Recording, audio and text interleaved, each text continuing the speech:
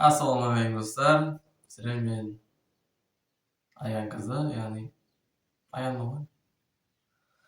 Бүгінгі видеода біз енді 10 минут үндемейтін боламыз.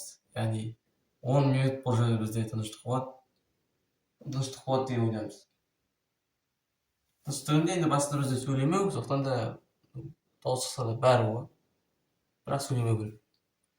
Ендеше біз бастаймыз.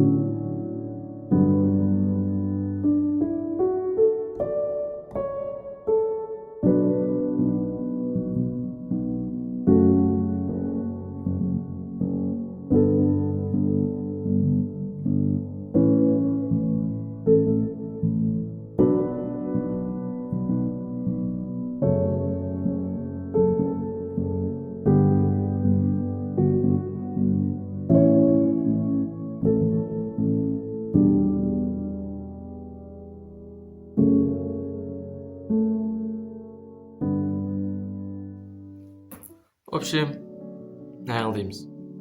Болды, өтіп кеттік бұл уақыт. Натуре, мына видеоны түсіріп жатқанына уже 11 минут 25 минут. 11 минут 15 секунд. Нормально.